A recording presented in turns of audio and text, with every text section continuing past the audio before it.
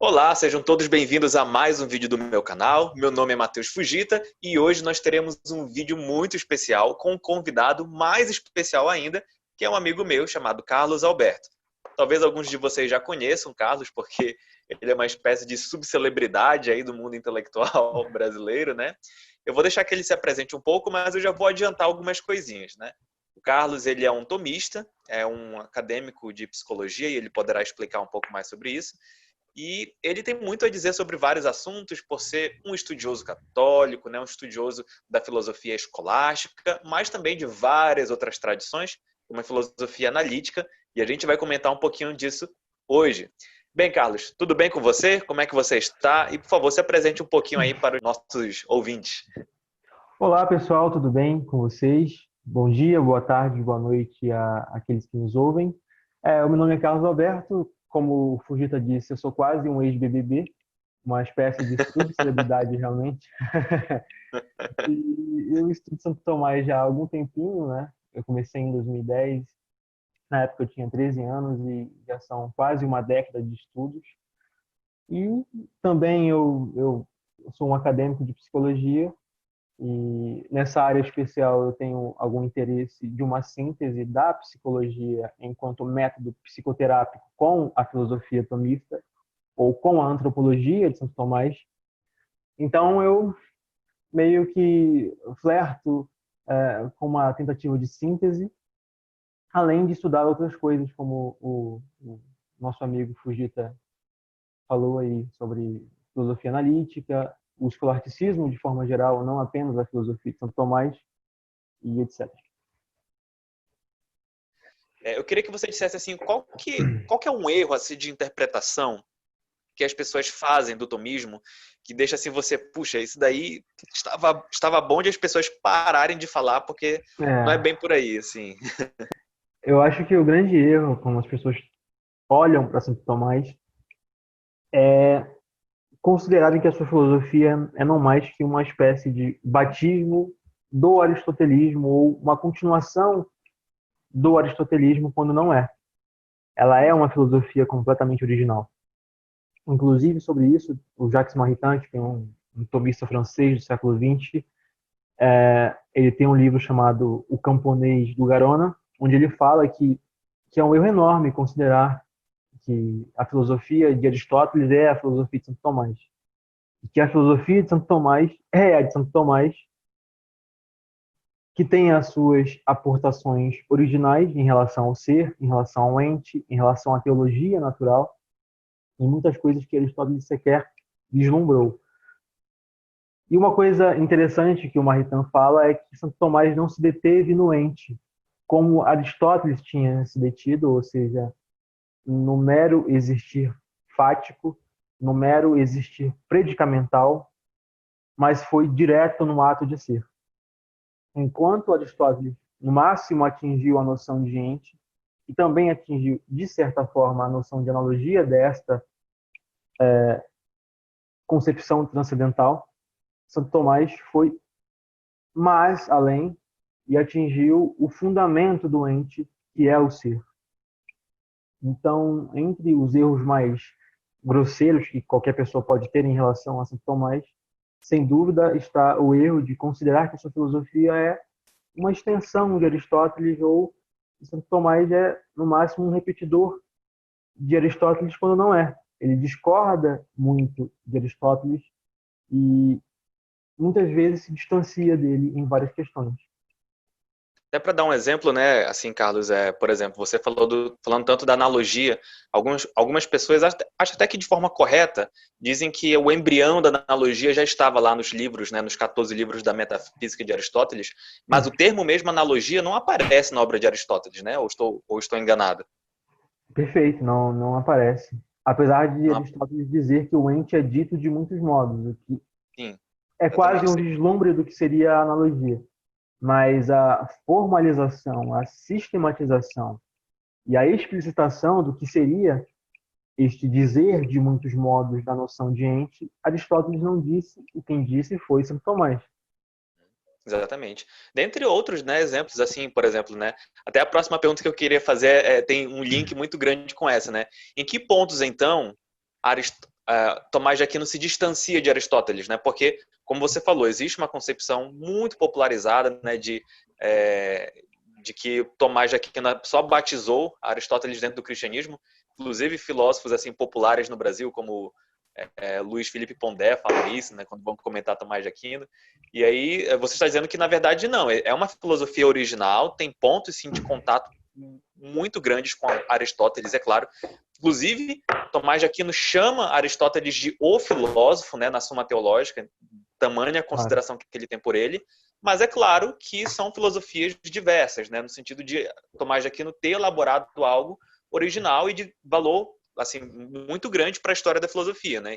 Isso eu acho que você quis deixar bem enfatizado na sua fala.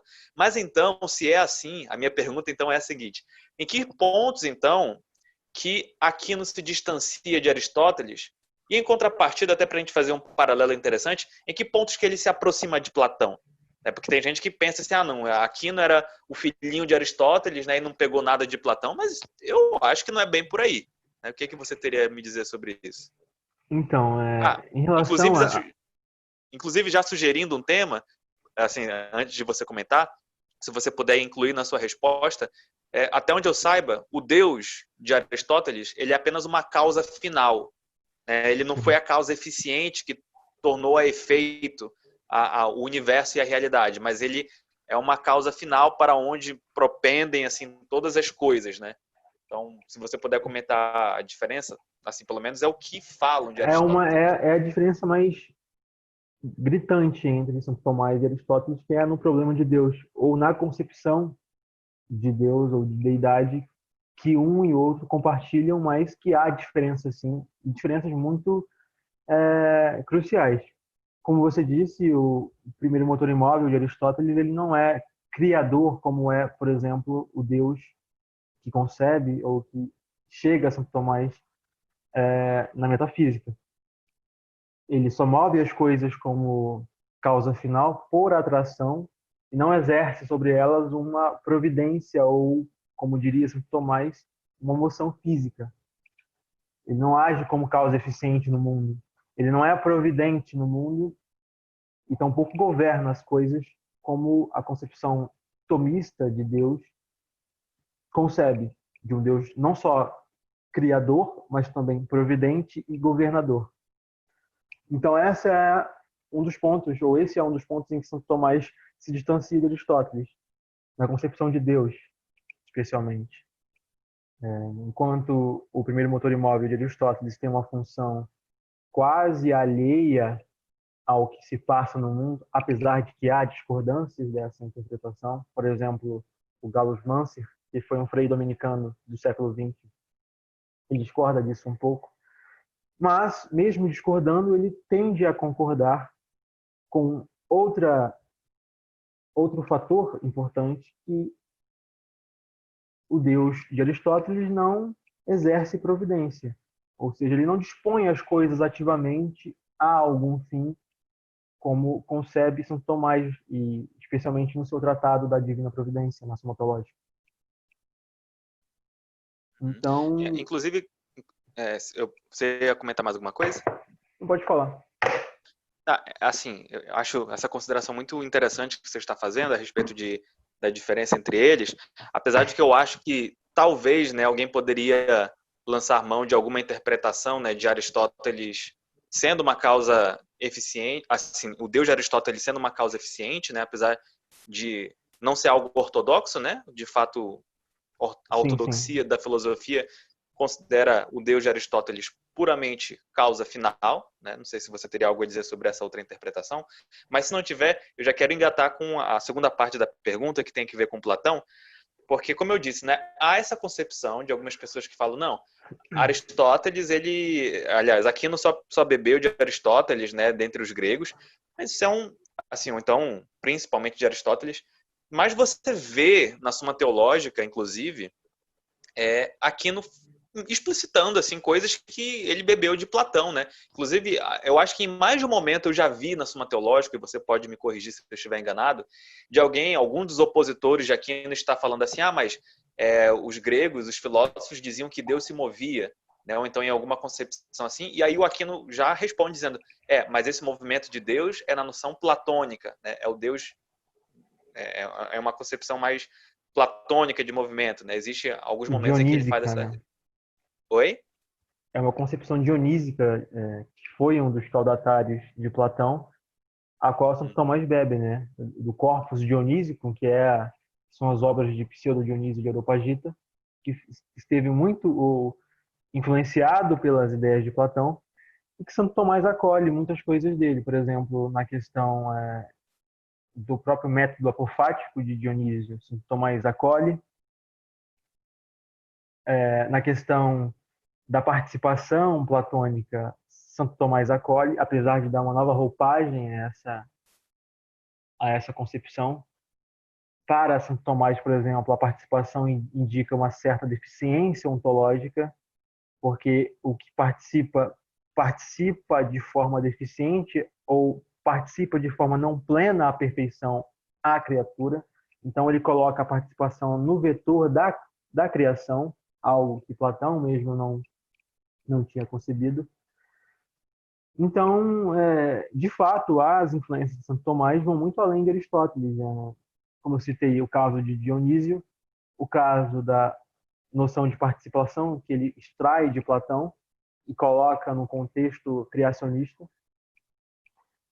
E também nas cinco vias, por exemplo, o argumento dos graus de perfeição é uma prova que é até comum dizer que de inspiração platônica, onde Santo Tomás vai partir das perfeições transcendentais, como a beleza, o bem, e vai, a partir delas, conceber uma gradação de mais e de menos, através da noção de participação, mais uma vez remetendo a Platão.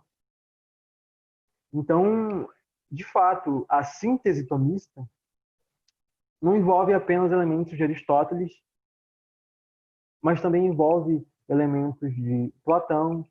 Nós poderíamos dizer que elementos da síntese ou do corpo dionísico, da filosofia agostiniana, que bebe bastante também de Platão.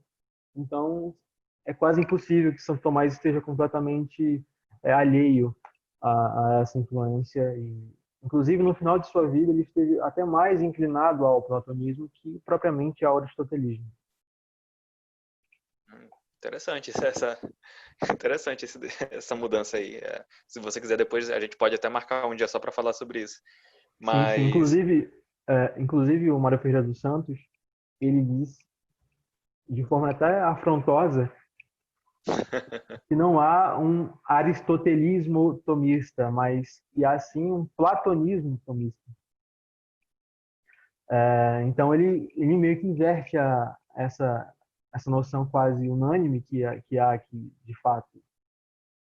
Santo Tomás bebe mais de Aristóteles do que de Platão e coloca e fortifica ainda mais essa parte platônica e neoplatônica dos textos de Santo Tomás. Perfeito. E aí, Carlos, baseado nisso que você acabou de dizer, a gente poderia comentar um pouquinho assim também. Vamos entrar um pouquinho mais nessa questão. Você fala, por exemplo, de um método de harmonização, né, que Tomás de Aquino tinha. Ele, como você falou, ele bebia de muitas tradições, sei lá, às vezes de Aristóteles, às vezes de Platão, às vezes de Porfírio, talvez, né, neoplatônicos. Às vezes de outras escolas, outros pensadores, às vezes até de árabes, né, do islamismo também. Então eu queria saber de você como é que se dá essa questão assim, porque às vezes eu lendo a Suma Teológica, parece que Aquino é bondoso demais, assim, com não só com os opositores, mas também com aqueles de onde ele busca a autoridade, né, de onde ele busca os fundamentos filosóficos para o que ele vai desenvolver. Parece que todo mundo acerta de alguma forma, né? Será que ele Pois não, é. nesse modo, ele não é bondoso além da conta, assim? Porque às vezes, sei lá, até distorcendo talvez o sentido de algumas declarações? Então, a forma com que Santo Tomás dialoga com outros filósofos e com outras escolas que não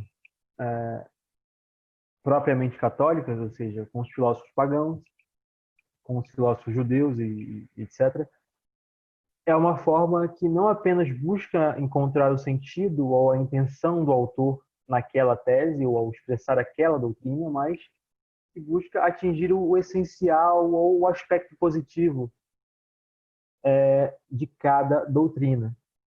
E muitas vezes pegar esse aspecto e transportar para questões que estavam fora da intenção do autor ou que, na concepção do autor para Santo Tomás, estão erradas, mas se transportadas para outro vetor distinto, poderiam sim encontrar alguma validez. É o caso, por exemplo, de Santo Agostinho.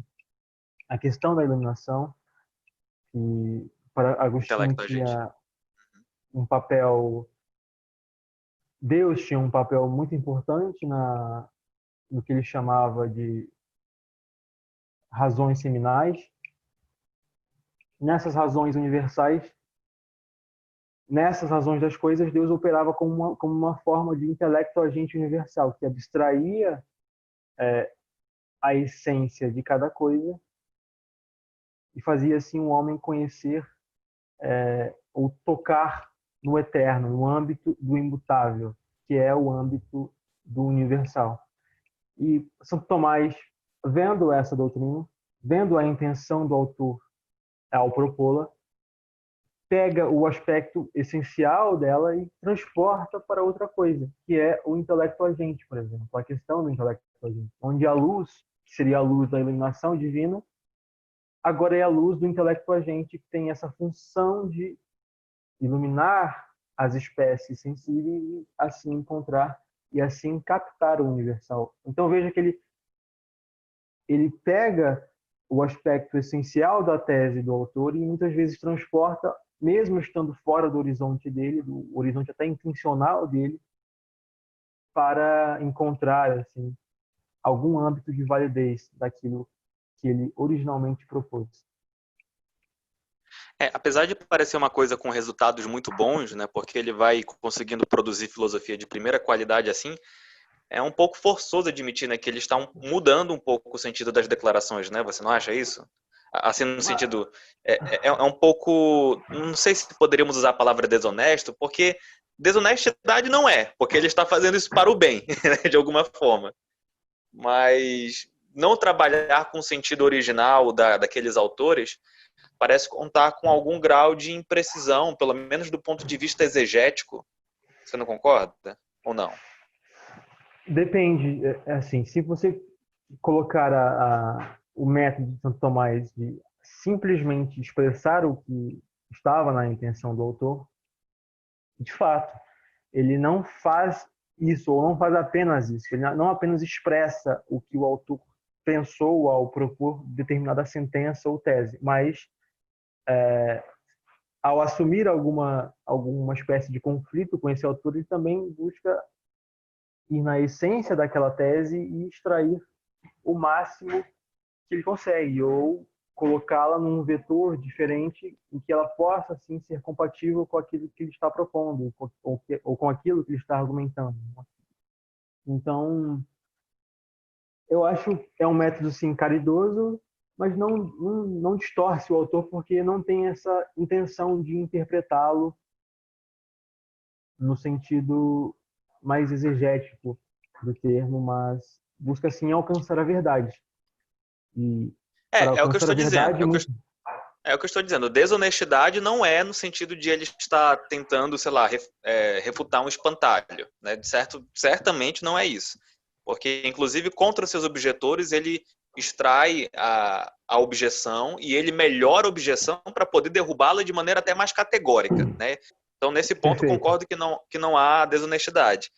O meu ponto era só essa questão de, puxa, mas aí ele está conduzindo os termos, né, assim, para um sentido que não era o pretendido por o autor. Mas tudo bem, né? Se for nesse Mas a aspecto de... questão, mas, mas a questão é, por exemplo, isso também aconteceu com ele depois de sua morte. Depois que Santo Tomás morreu, os seus discípulos pegaram muitas vezes suas teses e transportaram elas e desenvolveram elas para vetores que não estavam na intenção de Santo Tomás, mas a questão não é se está ou não na intenção do autor, é se de fato tal extensão ou desenvolvimento é válido ou é verdadeiro ou não é. E o foco de Santo Tomás, na verdade, a meu ver, é o que guia o seu método de exposição, seja para discordar, seja para concordar, seja para encontrar elementos de convergência entre o seu pensamento e o do autor. Entendi. Ok. É que eu sou uma pessoa um pouco mais apegada assim, a tentar rastrear o que a pessoa quis dizer de fato, mas eu entendo também que há, há uma Mas certa utilidade e nobreza por trás do que Aquino fazia. Não estou também discordando há disso, não. esse elemento de buscar o que o autor, ou que, por exemplo, Aristóteles buscava ao dizer ou ao apresentar determinada tese ou doutrina. A questão é que ele vai além disso, né? Além da exposição do que o pensador propriamente intencionou, ele também busca pegar isso e desenvolver ou muitas vezes transportar para um âmbito que o próprio autor não viu, porque acredita que é mais correto, que é mais verdadeiro e que é mais coadunante com aquilo que ele mesmo pensa ou propõe. E, a meu ver, isso não encontra nenhum problema ou até algo salutar, né? Porque Com sem isso certeza. não haveria a Suma Teológica. Certamente, né? Que a Suma Teológica é basicamente pegar todo mundo que veio antes e tentar colocar o pessoal de acordo, né? Exatamente. Colocar vários personagens da filosofia e da teologia para conversarem, para dialogarem. Sim. Pegando inclusive a Bíblia e com o que já veio com os gregos, né? E botando todo mundo lá no A mesmo barco. patrística, todo mundo. Patrística, exatamente. É. Assim, a minha implicância é porque às vezes ele fala, né? Sei lá, quando fulano disse isso, ele Na quis dizer, verdade, na quis dizer verdade, isso. dessa outra forma, Aham. Sim, sim. né? Quando ele disse isso, ele falou por esse aspecto, não é esse aspecto, é por outro aspecto, né? Que já, na verdade, já é a forma melhorada do Aquino, né? Mas tudo bem. Mas ó, vamos lá. Vamos pegar um caso concreto aqui, né? Vamos trabalhar com Aristóteles. É, a interpretação sobre a doutrina da substância, por exemplo. Vamos tentar colocar em prática o que a gente está falando aí. Aqui no canal, já fiz exposição sobre isso também, né? Eu me valho dos comentários do Giovanni Reale, né? Você conhece também bem o autor. E, bem, existe um problema em Aristóteles, né, que obviamente tem um tratamento por Aquino e por toda a escolástica, que é a doutrina da substância.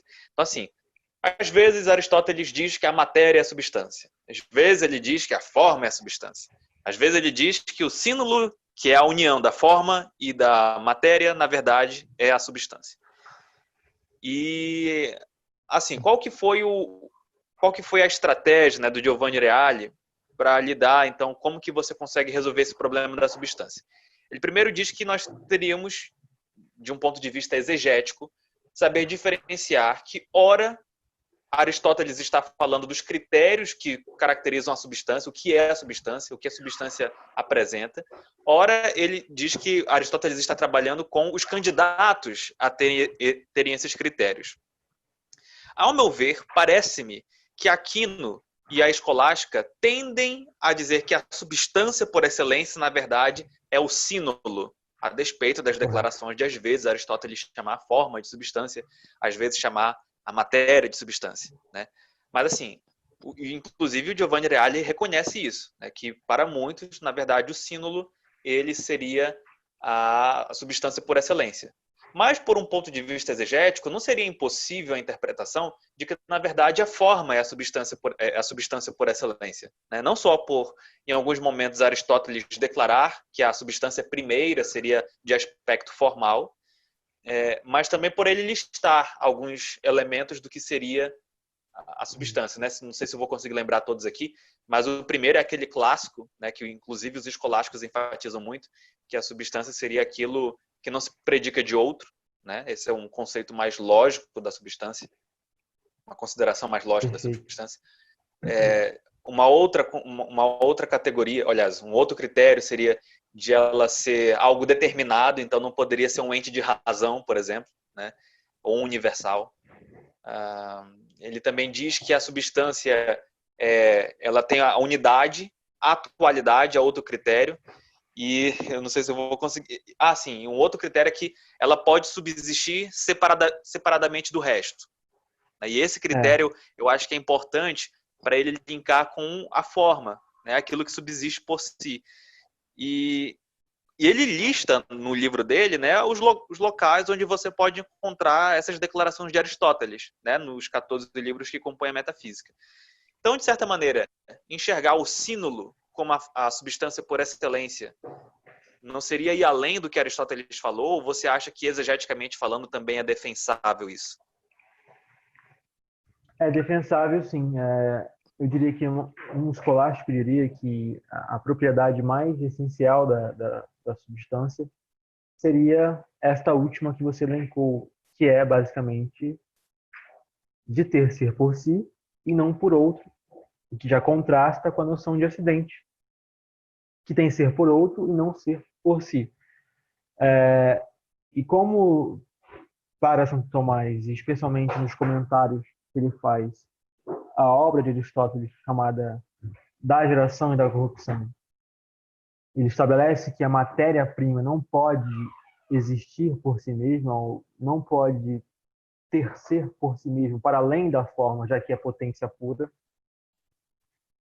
A consideração de que o sínulo, ou o composto de matéria e forma que perfazem o que os escolásticos chamam de união substancial, é a verdadeira substância, se dá tendo em vista esse critério que eu falei, de que o sínulo, que a substância e a unidade substancial de matéria e de forma é que nos entes dá este aspecto de ser por si e não por outro, de ter ser por si e não em outro como o acidente, que tem ser, o que é ser por inezão em alguma substância.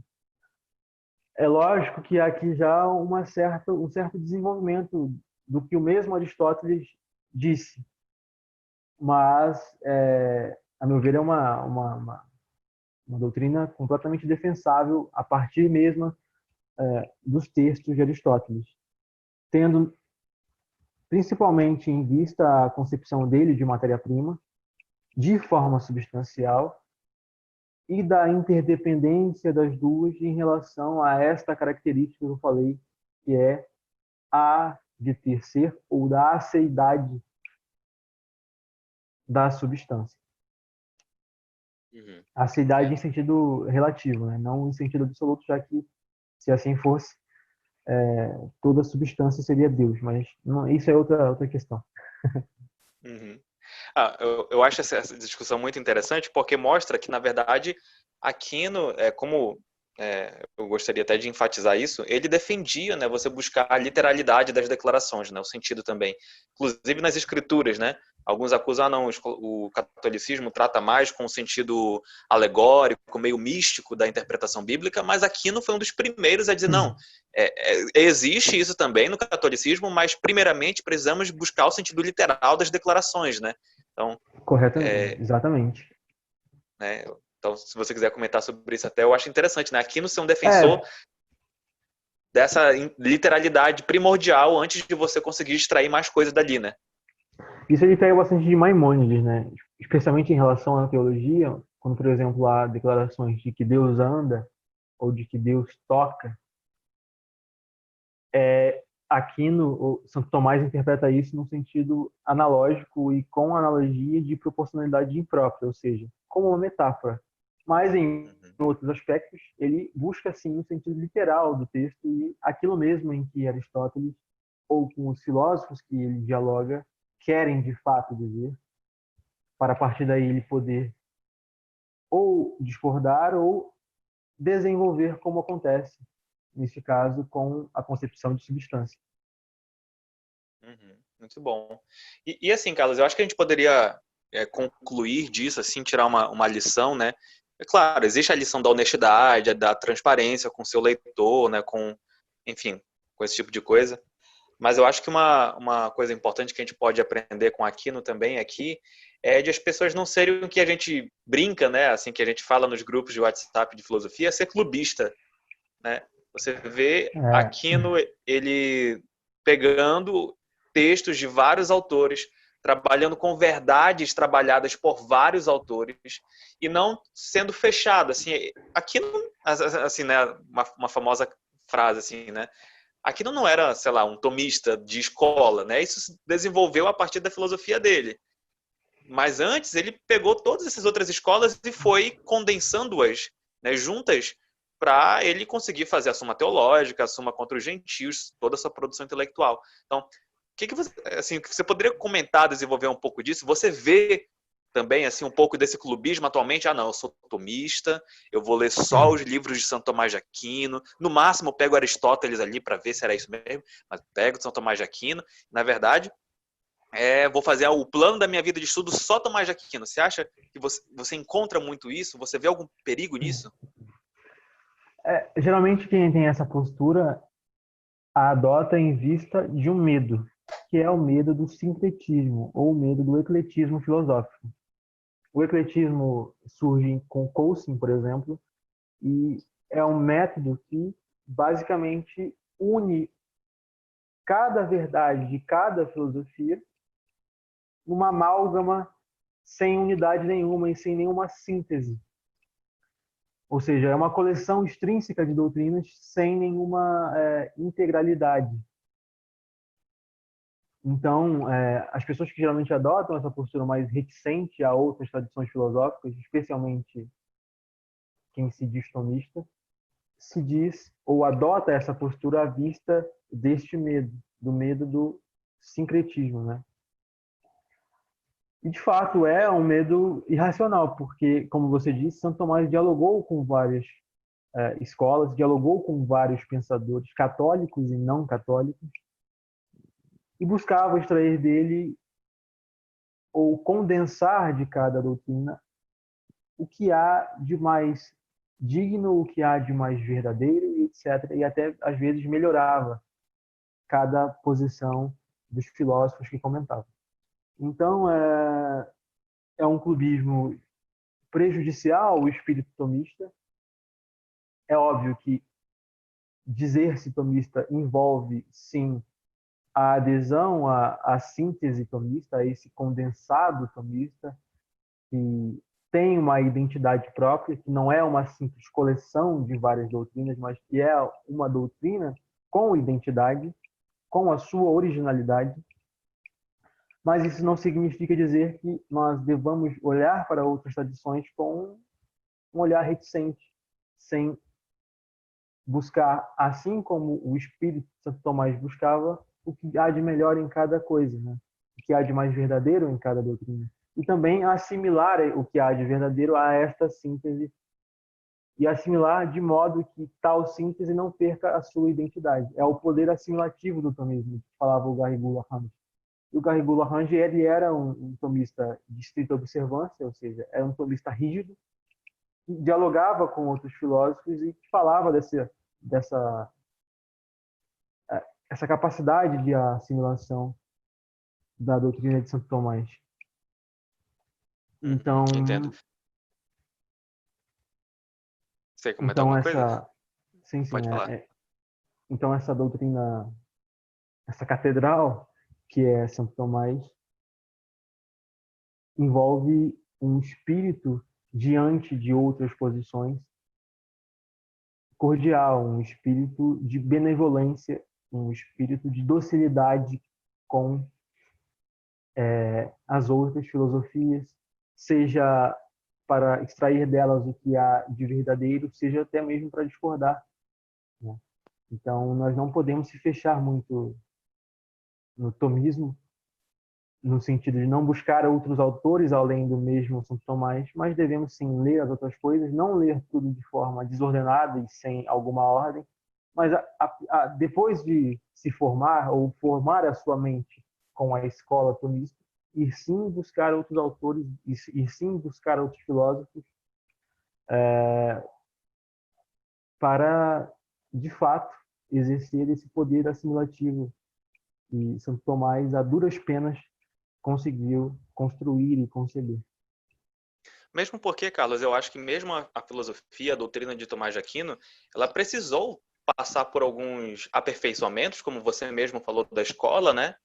E eu até faço essa pergunta para você agora. Quais pontos assim você acha que de fato precisaram serem atualizados, serem revistos, né? Hoje ainda você tem você é reticente em relação a algum ponto da doutrina de Tomás de Aquino? O que você poderia dizer sobre isso? Porque eu sei que se Tomás de Aquino hoje, estivesse vivo hoje, e notasse algum erro que ele cometeu no passado, ele seria o primeiro a abrir mão do erro e já declarar que estava errado, que iria assumir uma Sim. posição melhorada. O que você me diz sobre o assunto? Os erros assim mais manifestos desta síntese tomista, sem dúvida, são os que se calcam na física do século XIII, né? A física que Santo Tomás tinha acesso, e com que ele se baseava em muitas questões, até mesmo teológicas, como, por exemplo, da moção cósmica dos anjos sobre os corpos celestes, que bebem da física de Aristóteles. Então, a física de Aristóteles foi revista, estava errada e ela deve ser abandonada.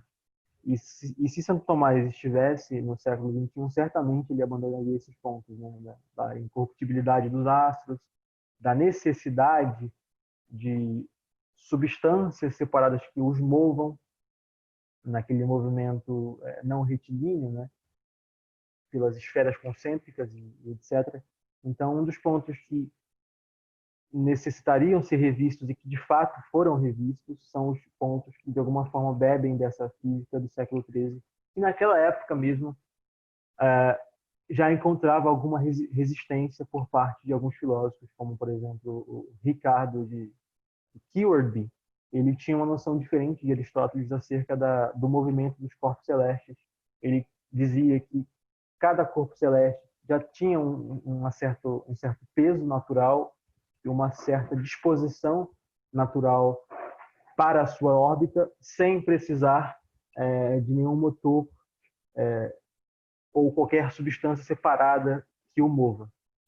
Então, naquela época já existia discordâncias em relação a esta física, e hoje que ela está quase completamente superada, não digo totalmente, porque há sim pontos e aspectos que nós podemos aproveitar dela ainda, como, por exemplo, a questão do ente móvel, a concepção da física e das suas partes subjetivas. Então, se fosse para colocar algum aspecto que necessitaria de revisão, eu focaria mais nesse aspecto que bebe da física de Aristóteles e também da biologia dele. Mas certamente, assim, é claro que Aquino sofreu oposição, assim, né? Quase na sua mesma época, né? Porque, assim, apesar de você reconhecer esses problemas, né, que obviamente precisam, sim, de uma revisão como astronomia, sei lá, uma coisa mais da física, como você falou, mas eu, assim, no ponto de vista doutrinário, ele não sofreu também, sei lá, uma contraposição forte, por exemplo, do seu principal adversário, que era Duns Scott, né? Inclusive, salvo engano, eu não sou católico, né, nem tomista, mas você pode me corrigir se eu estiver errado.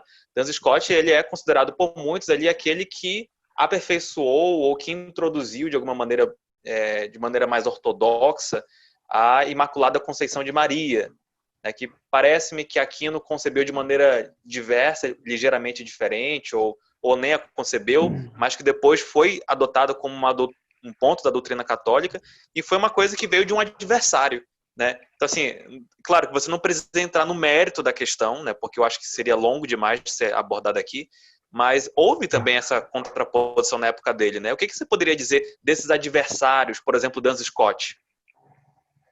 Então, o Scoto, ele representa a ordem franciscana e a tentativa desta ordem de responder aos ataques de Santo Tomás. Como Santo Tomás surgiu de uma influência mais aristotelizante, especialmente no começo, depois inclinou-se também para o platonismo, a ordem franciscana precisava responder esses ataques, já que ela defendia algumas coisas que Santo Tomás combatia, como, por exemplo, a multiplicidade de formas substanciais. Eles precisavam de um doutor, de um representante, de alguém que a defendesse dos ataques dos dominicanos, de Santo Alberto, de Santo Tomás e etc. Então surge Scoto nesse contexto de quase guerra, defendendo as doutrinas da ordem, claro que defendendo as de forma original, com a sua própria roupagem, com a sua própria visão particular da metafísica. E, de fato, ele se sagra como o maior adversário da escola tomista, né? Pelo menos o mais famoso. Há quem diga que Soares também é um adversário. Até mais formidável que Escoto, mas, de forma geral, os historiadores colocam o Escoto como o grande adversário da escola tomista. E um dos pontos que ele divergia de Santo Tomás se dava especialmente no âmbito metafísico. Por exemplo,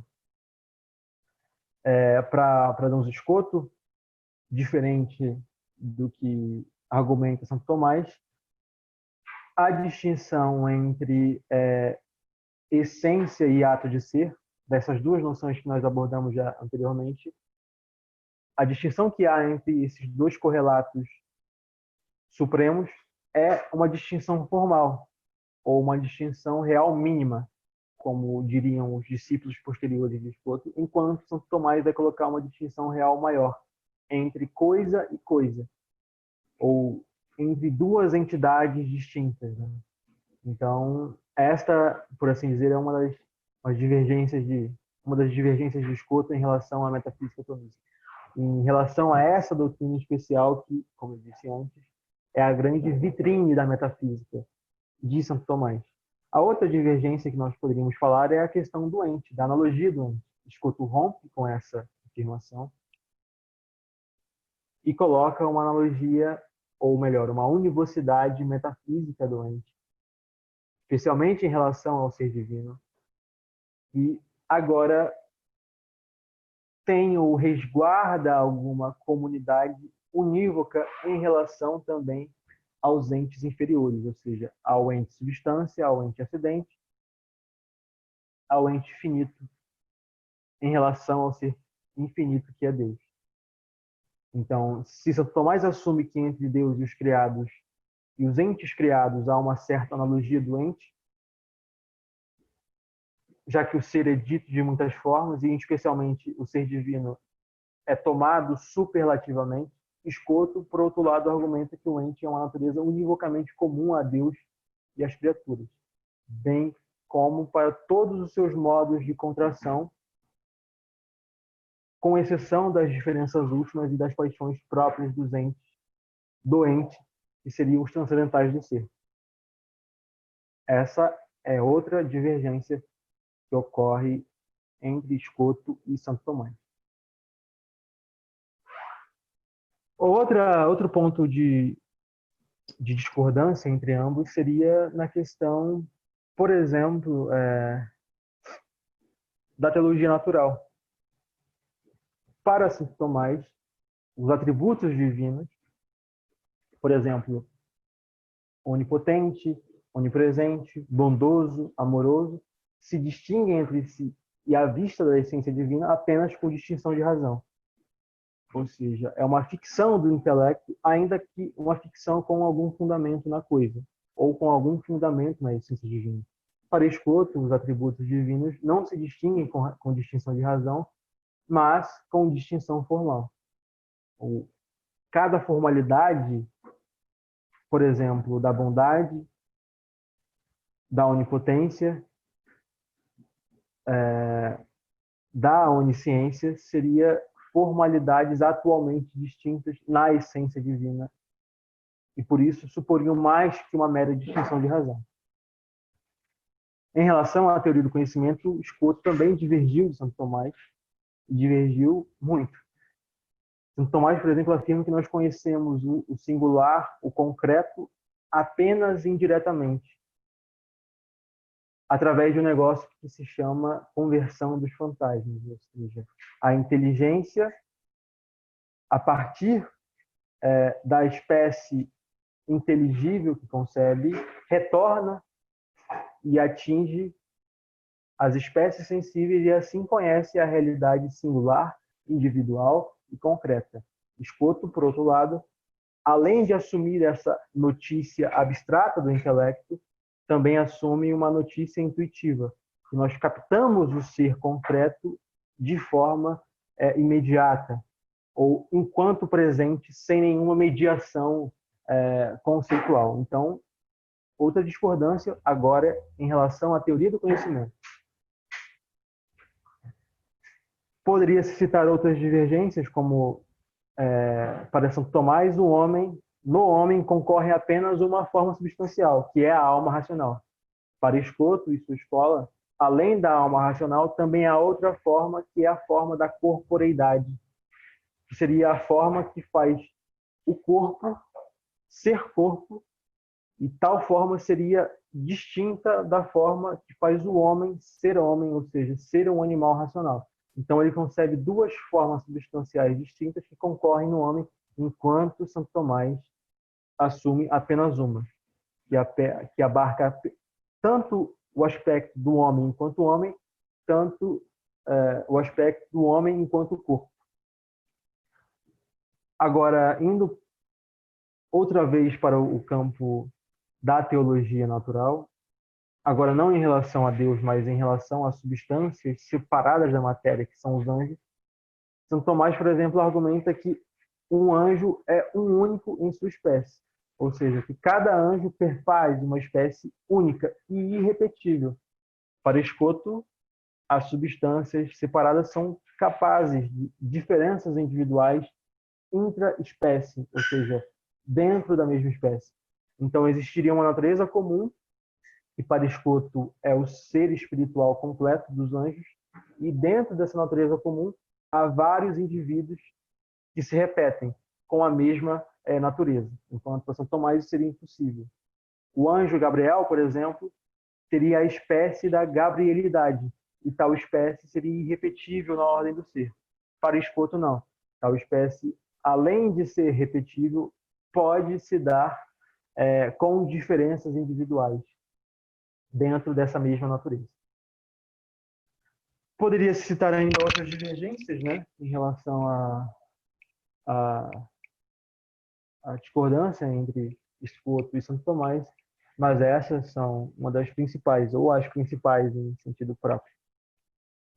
Rapaz, eu fiz uma pergunta tão despretensiosa e você fez aí um tratado sobre a diferença dos dois, hein? Mas e será que tem algum tópico aí que Escoto não objetou São Tomás, hein? Porque você falou aí bastante coisa, hein? Tudo que é assunto na teologia, eu acho que o tópico em que ambos mais coadunam, ou que mais convergem, é o tópico da Sagrada Teologia, ou da Teologia Sagrada. Como ambos bebem da mesma fonte, que é Santo Agostinho, em temas como da divina providência, da predestinação, da eleição e da reprovação, eles chegam a concordar quase que plenamente. Tanto Escoto como Santo Tomás assumem, por exemplo, a predestinação antes da previsão dos méritos. Tanto Escoto como Santo Tomás assumem um Deus providente que governa imediatamente cada coisa. Escoto e Santo Tomás assumem uma noção de graça parecida, a noção de graça atual, por exemplo. Então, o ponto da teologia sagrada seria o ponto em que os dois mais conversam de forma amigável. Eu tenho aqui de cabeça, sei lá, a divergência entre ele e o livre-arbítrio, né? Uma divergência do sincronismo e diacronismo, né? Isso aí também que é uma coisa que comentam bastante da diferença entre eles, mas na filosofia, né? Porque para Escoto a vontade é uma potência radicalmente indeterminada e, ao pôr um ato, pode interpor neste processo outro ato oposto, enquanto em Santo Tomás, a vontade, quando delibera o seu ato, ela tem, ou ela está necessitada, com necessidade consequente, àquele ato ou o bem que ela elegeu ou deliberou.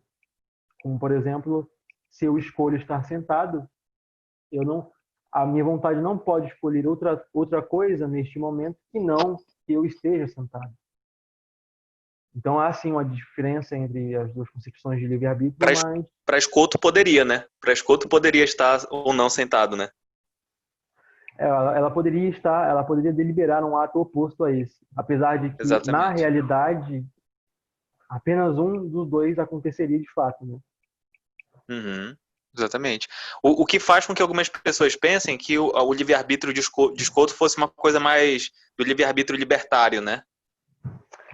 É, mas a questão do... Se você for pegar, por exemplo, que a grande nota distintiva do livre-arbítrio libertário é o princípio de oposição, ou seja, a inclinação da vontade para termos opostos, isso também é resguardado na versão do livre-arbítrio tomista, né? Que os escolásticos chamam de liberdade de oposição e de liberdade de contrariedade, de por atos distintos e também por atos contraditórios, não ao mesmo tempo, mas em sequência ou após um certo trânsito da potência ao ato.